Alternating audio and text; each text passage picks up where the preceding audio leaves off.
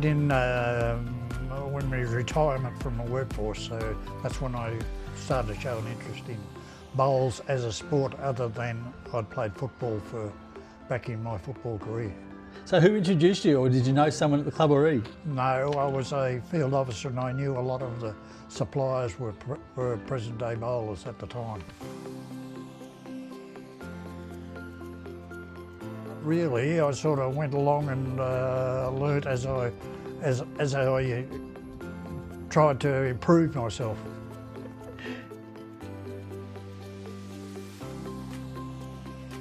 Yes, well, my grandfather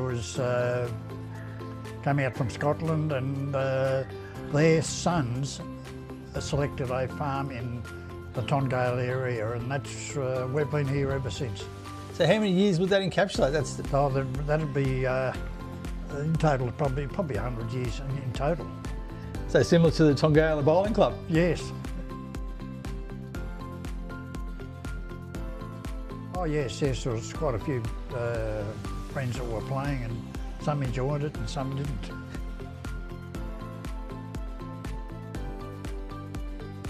That was the only sport that I played was football. I played in 2 second 18 premierships and the senior premiership team. Which year was the senior premiership team? 1961. Was there any other bowlers that went on to play bowls in that team? No, not really. Keith Tenning would be the other bowler player that's probably remains today. Chuka a better bowler or footballer? Well, I'd say no, he's a better bowler.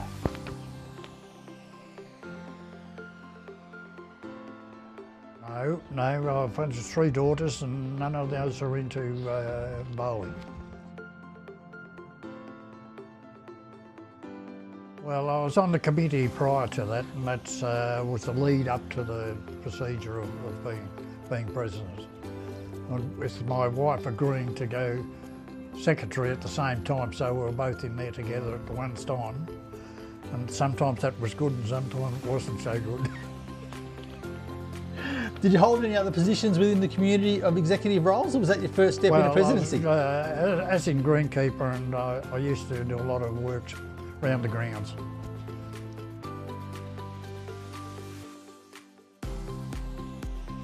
Well, back when I was share farming for a start, then I purchased a livestock superphosphate business in the township of Tongala, and that's where I really became associated with what was going on with farmers.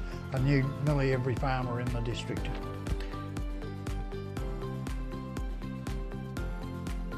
Well, there's all different personalities in the bowling club. Now, I was one for being in the workforce more so than what I was as a bowler at the time, because I hadn't played. I've only played one game of Division 1 bowls, so I was down amongst the workers nearly all the time. So there's a group of people that sort of worked closely with you. Yes. Yes. Well. It was a challenge to be able to, because I was playing with my son-in-law, I had to play better. So that was a leading item that I had to concentrate on to make sure that I could be playing as good as what he was. So he brought the best out in you? He brought the best out in me, yes. Now, who was easier to play with, Mick or Maureen? Mick by miles.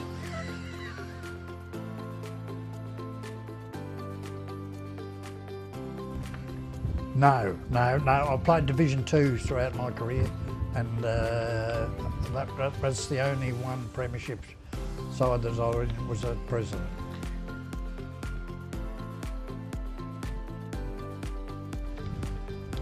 Well, the best lead bowler that I put in the team would be Keith Tenning. The reason? Well, he was consistent. And he wouldn't let anything deter him from what had happened. He would still put that same weight and put down beautiful bowls.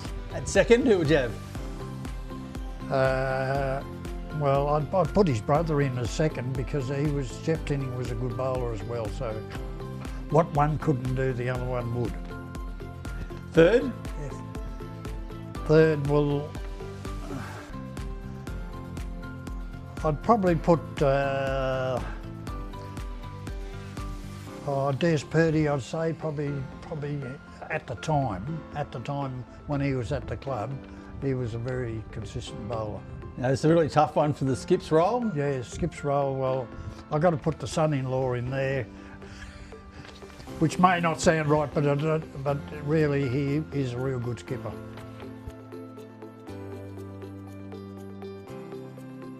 Yes, well, I enjoy the garden and I like to have a bit of colour around the place, so I usually spend my mornings around the flower garden just to keep it nice and tidy. And do you ever get a chance to get down to the Bowls Club?